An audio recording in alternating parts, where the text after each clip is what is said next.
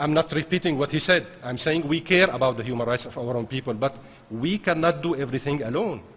There are third parties involved in the domestic crisis in Syria, and everybody knows these third parties. I may enumerate them by name, and I did it in the past, and I am willing to do it again. So now the picture is clear-cut and crystal-cut, known for the members of the Security Council. It's not unknown now anymore who are the players in the Syrian domestic crisis. The Syrian government is totally committed to guaranteeing the success of the mission of Kofi Annan. And we would like this mission to resume. And we are ready to continue our protection of their safety and security. This is part of our strategy, our national strategy. We will not change. Please.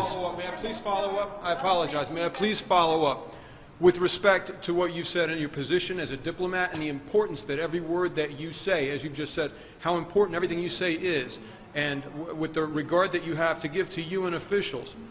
I'm asking you, do you feel like these monitors were pulled from the field too soon? When I don't think so.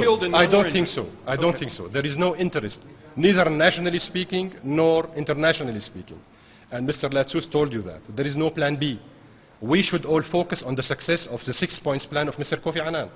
Full stop. Yes, Madam. What is being done to control the third force, and who do you think is behind it? I asked the President of the Security Council. He said we need to investigate the identity of the third force. But what actually can be done to stop the terrorist actions? The government is doing its best in order to separate tackling the issue of the terrorist groups and the armed groups from the political process, because we have national legitimate opposition, peaceful national opposition, and it's a legitimate one. So we don't mix up everything and put everything, all the cards in together. We separate combating terrorist groups and armed groups from continuing the political process referred to in Kofi Annan's plan. So the third parties, we said it many times. Now it has been proven that suicide bombings took place everywhere in Syria.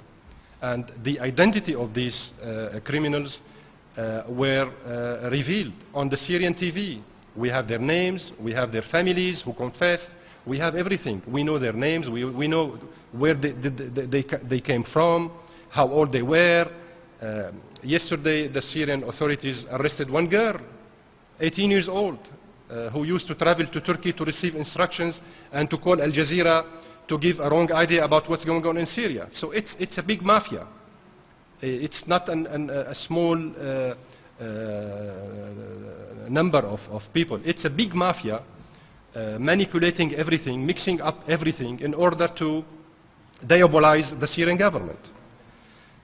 The issue is not protecting Syrian civilians for some guys in this council. The issue for them is to change the Syrian state. And they said it many times. For them, they don't care about the safety of the Syrian population and the Syrian people. They care only about how to get rid of President Assad, how to change the government. They call it regime. And they said that many ambassadors use the same term in front of you in here. So it is not anymore a secret for anybody that their main goal is not to help the Syrian people get back their safety and security. For them, they have different plans. They need to destroy the Syrian state and make the Syrian people suffering. Otherwise, how would you explain and expound the sanctions? Economic sanctions, European, American, Canadian, Australian. Why are these sanctions imposed on the Syrian people? If you want to help the Syrian people, you don't impose sanctions on the Syrian people. Why do you impose sanctions on the Minister of Electricity? What this poor guy did to the European and the Americans and the... What is this? This is an inanity. This is a nonsense. It doesn't make sense. This is not diplomacy. Thank you very much.